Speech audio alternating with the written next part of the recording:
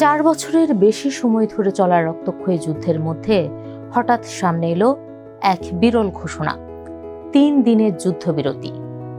কিন্তু এই অল্প সময়ের নীরবতা কি সত্যি শান্তির পথ খুলে দেবে, নাকি বড় কূটনৈতিক লড়াইয়ের আগে সাময়িক বিরতি এটি?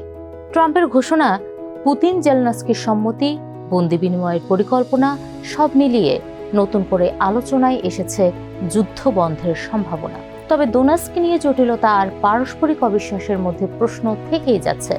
এটি কি দীর্ঘ সংঘাতের শেষের শুরু? 8 মে ট্রুথ সোশ্যালে দেওয়া এক পোস্টে রাশিয়া ও ইউক্রেনের মধ্যে যুদ্ধবিরতি নিশ্চিত করেন মার্কিন প্রেসিডেন্ট ডোনাল্ড ট্রাম্প। তিনি জানিয়েছেন 9 থেকে 11 মে পর্যন্ত চলবে যুদ্ধবিরতি।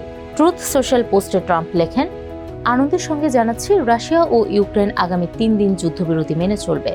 এর কিছুক্ষণ পর ইউক্রেনের প্রেসিডেন্ট ভলোদিমির জেলনাস্কিও এক্সে দেওয়া এক পোস্টে 3 দিনের যুদ্ধবিরতির বিষয়টি নিশ্চিত করেন। তিনি লেখেন, 4 বছরের বেশি সময় ধরে চলা যুদ্ধের অবসান ঘটাতে যুক্তরাষ্ট্রের মধ্যস্থতায় চলা কূটনৈতিক প্রচেষ্টার অংশ হিসেবে কার্যকর হয়েছে এই যুদ্ধবিরতি। রুশ প্রেসিডেন্টের সহকারী ইউরি উশাকভ জানান, মার্কিন প্রশাসনের সঙ্গে টেলিফোনে আলাপের সময় যুদ্ধবিরতির বিষয়ে একটি সমঝোতা হয়। একই সময়ে মার্কিন প্রতিনিধিরা কিয়েভের সঙ্গেও যোগাযোগ রাখছিলেন বলে উল্লেখ করেন তিনি। উশাকভ বলেন, প্রেসিডেন্ট ভ্লাদিমির পুতিন ও ডোনাল্ড ট্রাম্পের সাম্প্রতিক ফোন আলাপের পরই এই চুক্তির পথ তৈরি হয়। আলোচনায় দ্বিতীয় বিশ্বযুদ্ধের সময় রাশিয়া ও যুক্তরাষ্ট্রের মিত্রতার বিষয়টি উল্লেখ করেন তারা। বিজয় দিবস ঘিরে সম্ভাব্য যুদ্ধবিরতি নিয়েও কথা বলেন। এর আগে 9 মে দ্বিতীয় বিশ্বযুদ্ধের বিজয় দিবস উপলক্ষে 2 দিনের একতরফা যুদ্ধবিরতি ঘোষণা করেছিল রাশিয়া। ইউক্রেন দাবি করেছিল আগেই তারা যুদ্ধবিরতির প্রস্তাব দিয়েছিল, আর ট্রাম্প বলেন, অনুরোধটি সরাসরি আমার পক্ষ থেকে করা হয়েছিল। এতে সম্মত হওয়ায় পুতিন ও জেলনাস্কিকে ধন্যবাদ জানায়। ট্রাম্প আরও বলেন, রাশিয়ায় এই উদযাপন বিজয় দিবস উপলক্ষে হলেও ইউক্রেনের জন্য এটি সমান গুরুত্বপূর্ণ, কারণ দ্বিতীয় বিশ্বযুদ্ধে তারাও বড় ভূমিকা রেখেছিল। এই যুদ্ধবিরতির সময় সব ধরনের সামরিক কার্যক্রম স্থগিত থাকবে। পাশাপাশি 2 দেশ 1000 করে বন্দি বিনিময় করবে। ট্রাম্প আরও যোগ করেন, যুদ্ধ শেষ করার বিষয়ে আলোচনা চলছে।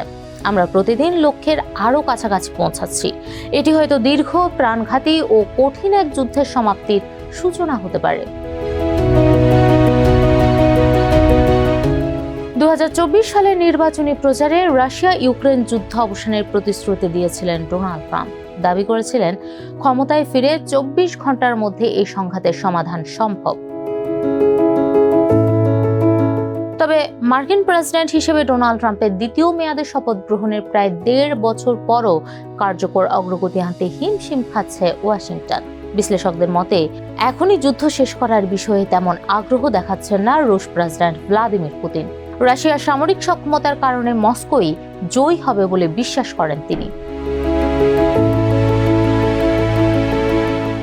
শান্তি আলোচনার সবচেয়ে বড় বাধা হয়ে দাঁড়িয়েছে ইউক্রেনের পূর্বাঞ্চলীয় ডোনেস্ক অঞ্চল, যার প্রায় 3/4 বর্তমানে রাশিয়ার নিয়ন্ত্রণে। মস্কোর দাবি, ইউক্রেনকে বাকি অংশ থেকেও সরিয়ে নিতে হবে সেনা। তবে এই দাবি প্রত্যাখ্যান করে কিয়েভ জানিয়েছে, নিজেদের নিয়ন্ত্রণে থাকা কোনো ভূখণ্ড ছাড় দেওয়া হবে না। যদিও ট্রাম্পও আগে ইঙ্গিত দিয়েছিলেন, যুদ্ধ শেষ করতে হলে ইউক্রেনের সামনে শেষ পর্যন্ত কঠিন সমঝোতায় যাওয়া ছাড়া খুব বেশি বিকল্প নাও থাকতে পারে।